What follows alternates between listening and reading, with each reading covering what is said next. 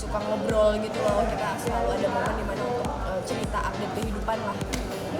Aduh, kalau saya bilang baik kayak relatif, ya intinya dewasa, lebih pinter dari aku harus, karena aku harus diajarin, masa aku ngajarin, capek dong gitu. Sama mandiri, karena mereka percaya aja aku bisa tahu waktunya kapan gitu. Ada target nggak sih Karinda sendiri? Ada sih, jalanin aja. Jalanin aja gitu ya. Sekarang sudah ada yang mengisi? Udah. Alhamdulillah. Ada target tadi tahun Nggak ada ini? sih, nggak ditargetin. Yang lebih baik lah pastinya ya, apalagi kan ini tahun baru, bulan baru, pencapaian baru. Cuman kalau target nggak ada, nanti takutnya kalau mentargetkan kecewa. Sudah berapa lama tadi kalau Rahasia. doanya berarti ya? Ya, doain ya. Pengalaman syuting di Belanda seru banget. Ini pengalaman pertama syuting lagi winter. Jadi ternyata winter di Belanda itu nggak ada salju, tapi super windy. Jadi seru banget. Kita harus nahan kedinginan pas lagi dialog tanpa menggigil.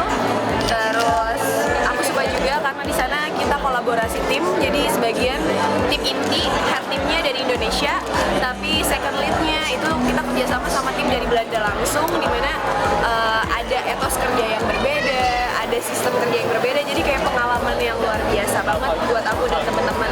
Kendala sebenarnya itu ya, mungkin karena beda jam kerja, beda kebiasaan juga, mungkin dari makanan, adaptasi cuaca, adaptasi kayak mungkin orang-orang di Belanda kerjanya biasanya cuma berapa jam, sementara orang Indonesia gimana, atau biasanya orang Indonesia bisa multitasking, tapi kalau orang-orang Belanda mungkin spesifik gitu, dia kameramen, dia hanya pegang kamera. Saya seperti itu.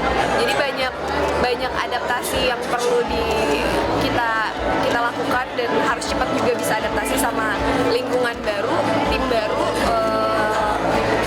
kebiasaan baru, dengan ya tentunya beda negara sama di Indonesia, makanannya, jadi off-nya juga kita, tapi fun sih ya, karena walaupun beda makanan kita masih tetap dapat makanan Indonesia. Di Belanda juga banyak juga toko-toko yang menjual kebutuhan yang khususnya barang-barang Indonesia, di sana juga banyak banget, jadi masih fun aja dilakuin.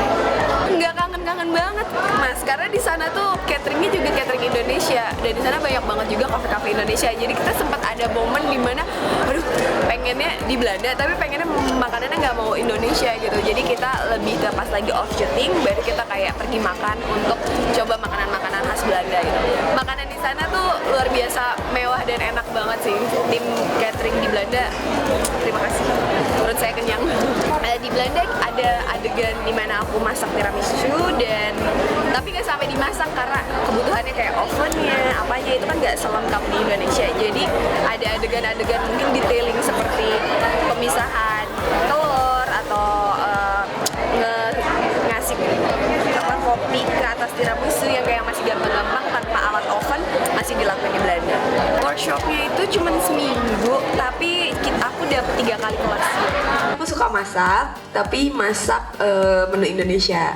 Jadi skill bikin kue yang kayak memisahkan telur kuning dan telur putih itu memang baru aku dapat. Terus cara takaran-takaran tepungnya lah, apa macem-macemnya lah, bahkan pewarna makanan segala rupa aku juga bener-bener tabu awalnya. Terus aku baru tahu dan emang beneran jadi suka masak. Tapi karena belum ada request ya untuk bikin tiramisu di rumah, jadi aku nggak sesering itu. Cuman pernah mengaplikasikan karena emang diajarin untuk sebelum syuting, kalau bisa materi ini tuh yang dapat dari workshop dilatih juga di rumah untuk coba bikin tiramisu sendiri. Tapi approve kan tiramisuku? Yang nyobain siapa Teman-teman aja? yang Yang cobain nyobain kan? approve. Enak Approve. nggak? Di Freya itu harus bisa bikin kue. Ya. Aku dapat kesempatan belajar dari Dogma untuk bikin kue tiramisu. Jadi kayak dapat workshopnya waktu itu 3 kali belajar masak. Seru sih menurut aku, kayak unlock skill baru. Di sini kayaknya fokus tentang gimana caranya aku nge-build chemistry, pokoknya tentang rasa deh. Rasa kue, rasa persahabatan, rasa cinta, semua dituntut dari awal untuk itu yang kita junjung ya gitu. Kita pengen menimbulkan ngasih lihat ke teman-teman persahabatannya, percintaannya.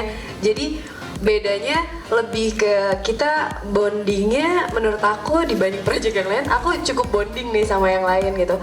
Beres reading kita nongkrong sampai pagi, ya kan? Bonding banget kan tuh gitu. Nggak, tapi beneran itu dilaluin untuk ngobrol-ngobrol dan ya membobol bentengnya Elang, Anet dan Rania gitu, supaya bisa chemistry sahabatannya tuh dapat. Karena kan di project-project sebelumnya mungkin cuma selewat-selewat doang kita taunya. Dan sebenarnya kita tuh emang scene persahabatannya nggak terlalu banyak, tapi gimana caranya kerasa gitu kan. Makanya proses bonding yang lumayan jadinya curhat ya gitu, itu yang seru banget aku laluin di sini gitu. Sebenarnya tuh dari kecil sebenarnya, cuman mungkin baru bisa coba pas kuliah di semester akhir. Kemana aja mungkin ini? Skripsi katanya ya. Betul, gara-gara skripsi stuck banget gitu Bang Karo, kan. sampai bang, Aduh. kiri dikit. Jadi kayak nggak bisa Gitu, bikin, kan. nggak bisa nulis. Teman-teman mau berangkat naik Semeru waktu itu, jadi aku kayak cobain dong ikutan gitu untuk ikutan makalah di kampus pada saat itu, terus aku ikutan dan ternyata aku suka banget. Kakakku, iya betul, kakakku tuh dia sih sebenarnya mungkin yang bisa dibilang nge-influence aku juga tentang orang ke gunung tuh keren gitu. Soalnya kalau misalnya ada nih cowok yang lagi deketin aku kan, kakakku suka posesif ya, siapa yang lebih dekat, siapa yang ini gitu kan. Terus pas kayak aku pas tau orangnya dia stalk gitu, oh stalkernya ini ternyata dia suka main ke alam, gak apa-apa dia keren gitu. Emang kenapa kak kalau cowok ini tuh gini gitu kan. Oh iya gitu. Jadi aku ngerasa, oh kalau cewek juga keren mungkin ya. Terus ditambah aku juga ngeliat kakakku udah punya anak, terus dia masih yang kayak nitipin anaknya sama buat papaku untuk sama suaminya ke Semeru gitu. Seru sih menurut aku hubungannya kayak gitu malam. Udah berapa gunung yang kamu summit?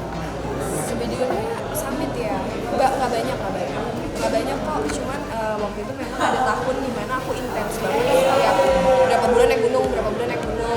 Kalau sekarang udah lama udah sejak pandemi sih.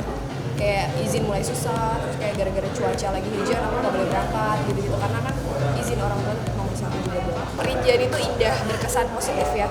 Kalau Gunung Salak tuh berkesan pelajaran buat aku, lelah sekali, kayak banyak pelajaran yang aku dapat lah dari Gunung Salak. Gunung Kerinci Apa pelajarannya kalau boleh tahu kan? jangan, sebenarnya itu mau masuk logika ya, jangan maksain kalau capek gitu. Dan aku waktu itu terlalu memaksakan pengen naik gunung camping, memilihnya Gunung Salak dengan waktu yang singkat, jadi kurang tepat aja sih, kayak terlalu maksain aja sih fisik gitu.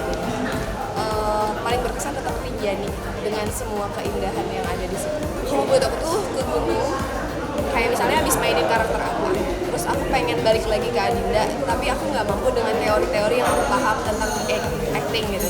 Tapi dengan aku berangkat ke gunung, aku tuh jadi ketemu lagi sama Adinda yang aslinya gitu, di titik terendah aku, di titik tercapainya aku. Jadi aku bisa ngerilis karakter yang udah aku mainin. Karena kadang-kadang aku cukup sering dapat karakter-karakter yang capek gitu aku mainin, entah depresi, sakit hati, galau. Kan itu perasaan yang nggak baik bikin terlalu lama ya.